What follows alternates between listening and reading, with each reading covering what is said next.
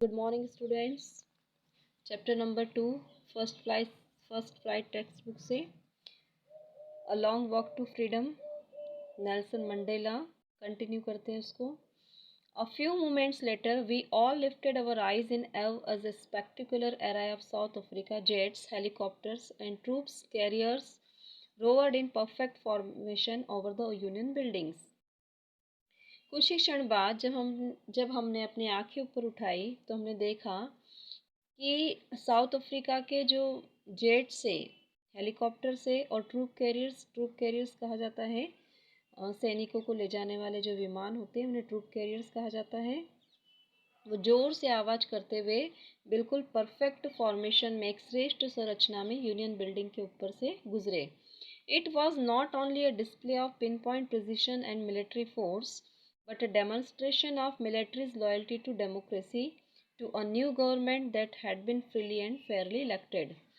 और ये सैन्य जो वायुसेना थी उसका प्रदर्शन जो था वो प्रदर्शन वो सिर्फ एक श्रेष्ठ प्रदर्शन नहीं था, बल्कि वो प्रदर्शन था उस मिलिट्री की वफादारी का. और वफादारी किसके प्रति? एक लोकतांत्रिक नई सरकार के प्रति, जिसे बिल्कुल ही निष्पक्ष और निर्विरोध तरीके से वो चुनी गई थी. Only moment before the highest general of South African Defence Force and Police, their chest bedecked with ribbons and medals from days gone by, saluted me and pledged their loyalty. और कुछ ही क्षण पहले जो हाईएस्ट जनरल थे, जो उच्च अधिकारी थे साउथ अफ्रीका की रक्षा दल के, डिफेंस फोर्स के, उन्होंने और पुलिस, जिनके चेस्ट पर रिबन्स और मेडल सजे हुए थे, जो उन्होंने पिछले दिनों सजाए गए थे, उनके चेस्ट पर रिबन और मेडल्स, उन्होंने मुझे सैल्यूट करा और प्रतिज्ञा ली, अपनी वफादारी की. I was not unmindful of the fact that not so many years before they would not have saluted but arrested me. और मैं उस तथ्य को नहीं भूला कि बहुत अधिक समय नहीं हुआ, बहुत ज़्यादा वर्ष नहीं बीते, उससे कुछ साल पहले वो मुझे सैल्यूट नहीं करते थे, बल्कि मुझे अरेस्ट करने के लिए आते थे.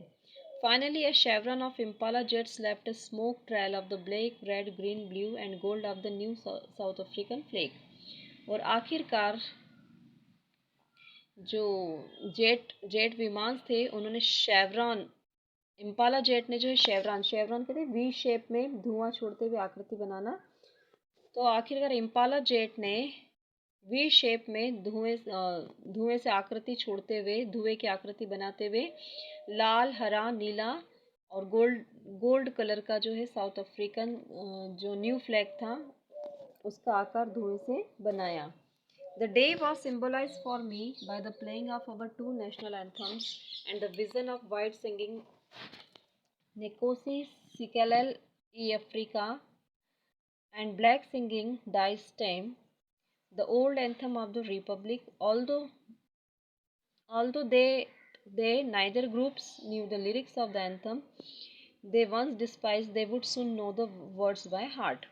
और वह दिन मेरे लिए प्रतीक का बन गया जब हमारे दो राष्ट्रीय गान जो है एक साथ गाए जा रहे थे, और जो वाइट लोग थे वो गा रहे थे निकोसी सिकेलेल ई अफ्रीका, और जो ब्लैक लोग थे वो गा रहे थे डाई स्टेम, पुराना राष्ट्रीय गान गा रहे थे, the old anthem of Republic, ये पुराना राष्ट्रीय गान था. यद्यपि although they neither groups new the lyrics of the anthem, यद्यपि दोनों ही ग्रुप जो थे एक दूसरे के राष्ट्रीय गान की जो है धुन नहीं जानते थे. दे वंस डिस्पाइज्ड, वह कभी एक दूसरे से घृणा करते थे.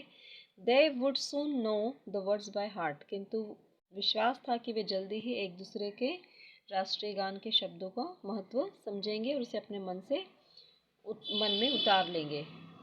On the day of the inauguration I was overwhelmed with a sense of history, और इनाग्रेशन के दिन जो है मैं अभिभूत हो गया, इतिहास का वो दिन जो मुझे अभिभूत कर गया.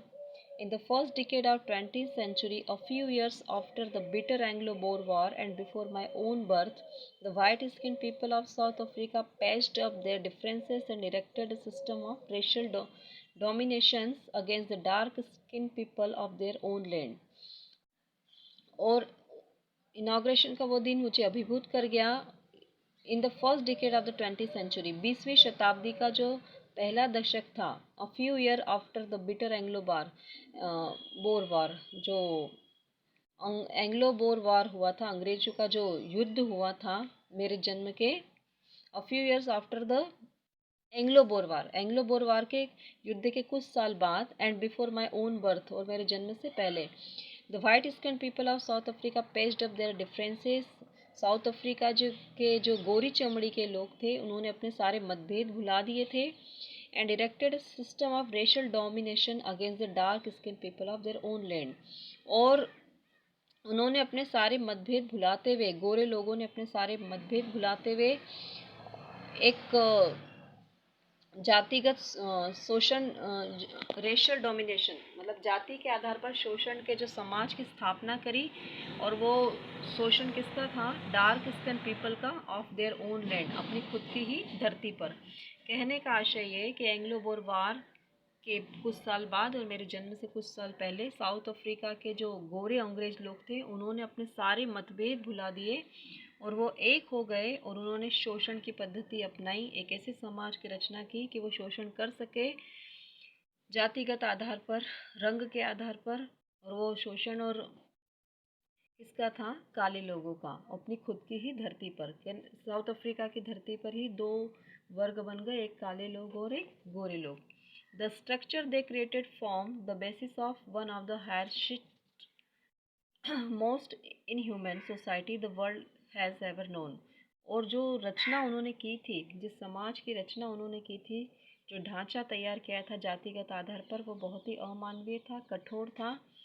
और उससे अभी तक जो था ये वर्ल्ड, जो दुनिया थी, अभी अनजान थी कि वो कितना खतरनाक और कितना कठोर था. Now in the last decade of 20th century and my own eight decade as a man, और 20वीं शताब्दी के आखिरी दशक में, और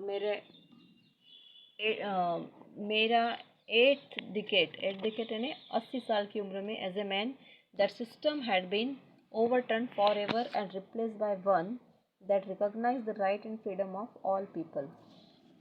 अब जो नेल्सन मंडेला है, वो कहते हैं कि 20वीं शताब्दी के आखिरी दशक में, और जब ये 80 साल के हुए, इनका जो 8th डिकेड चल रहा था, एक डिकेड में 10 साल होते हैं, 8th डिकेड यानी इनके 80 साल जब हुए, तो वो जो ढांचा था वो पूरी तरह से क्या हो गया? रिप्लेस हो गया, बदल गया, by one that recognise the rights and freedom of all people. अब जिसमें फिर हर एक व्यक्ति जो है, प्रत्येक व्यक्ति दूसरे व्यक्ति के अधिकारों को और उसकी आज़ादी को जानता था, समझता था, regardless of the colour of their skin. और अब यहाँ जातिगत या रंग के आधार पर कोई भेदभाव नहीं था. तो आज हमने इसका जो सेकर कंप्रहेंशन देखा, इसको आगे कल कंटिन्यू करेंगे. आज के लिए इतना. Thank you.